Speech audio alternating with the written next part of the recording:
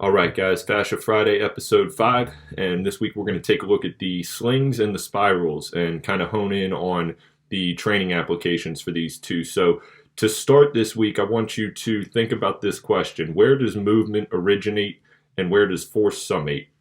And I think for me, at least, the perspective that I've had through the fascial stuff has really changed the way that I look at these two questions. But with that, we want to start here by looking at our four primary slings. So for our slings, we have anterior oblique, posterior oblique, deep longitudinal, and lateral slings. And those correspond here left to right on the images. So for the anterior oblique, we're looking at external oblique and then kind of some of the serratus and some people include the pec minor in this, and then the contralateral internal oblique, some of the rectus, and then coming down into like the adductor group down here.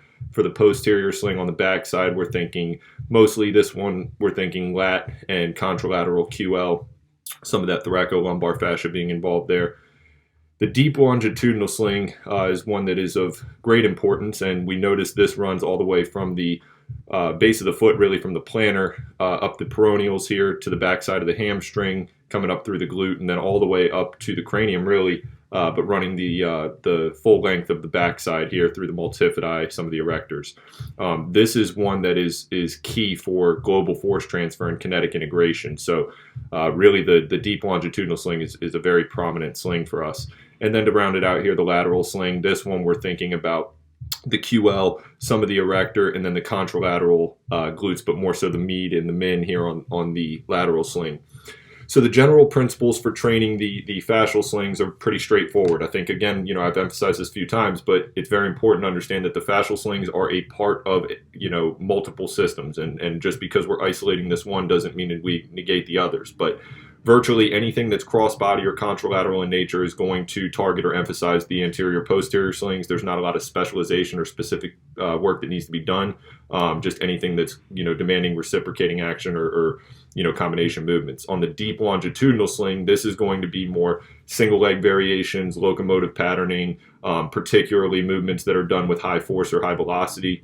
And then for our lateral slings, we're thinking rotational, anti-rotational, bending patterns. And then for the lateral sling, where the anterior posterior are going to be more contralateral based or left plus right.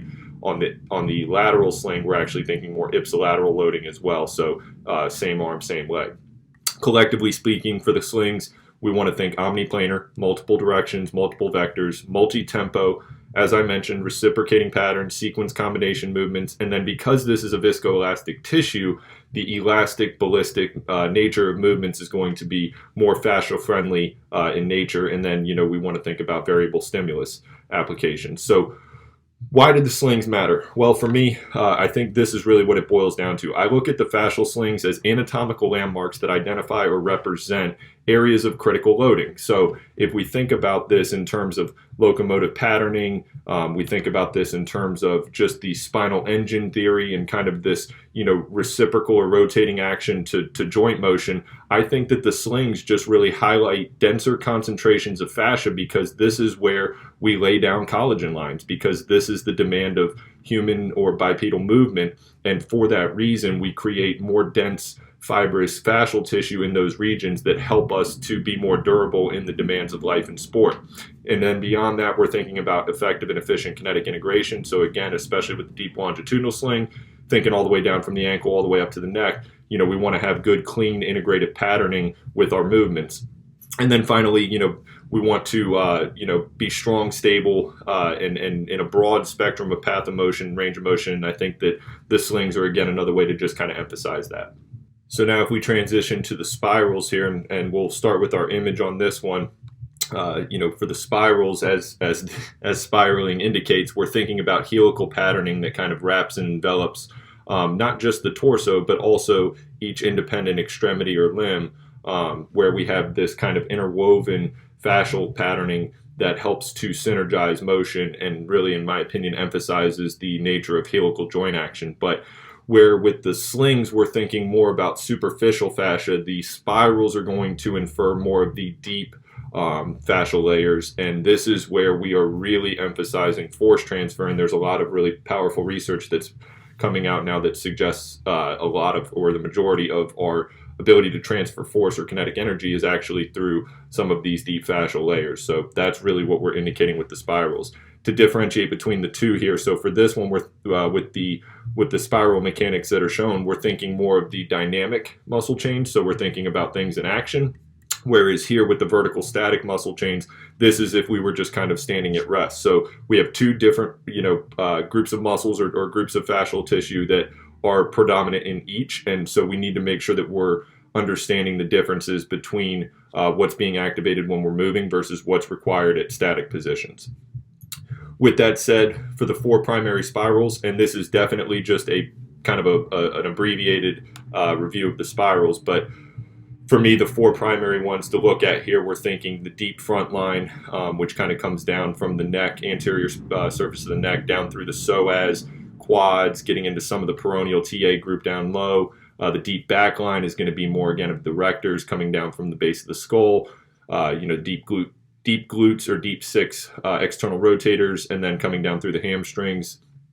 Now for the arm line, which there isn't really a good visual here for, but the arm line, we're basically thinking about that same helical pattern working from really the wrist up through the shoulder, and then same thing with the lower leg line, which is something that I've put a ton of attention on, especially with my population, where we're looking here at kind of that peroneal TA intersection here, wrapping around the anterior surface of the shin, and then also kind of tying in back around the base of the calcaneus, or kind of where that Achilles insertion point is. So with this, we're thinking plyometric, dynamic type of actions. Anytime we're talking about force transfer or kinetic integration, we're thinking faster, higher velocities, and dynamic type of patterning. A lot of emphasis on single leg split positions, and then redirecting and expressing force, which I think is something that's a little bit overlooked. This again is going to speak to being strong in multiple vectors, and again the spinal engine theory. There's of course going to be overlap between spirals and slings, but again for the sake of the spirals, we're really thinking about high effort, high volition, plyometric, fast submaximal loading, really trying to synchronize the upper and the lower halves coming together. And then also to, as I mentioned, the rotational aspect of joint movement. I think that the spirals really emphasize or elucidate that, in that we're never really moving through one plane of motion. It's always a combination of multiple planes that are just being emphasized or prioritized in one particular plane.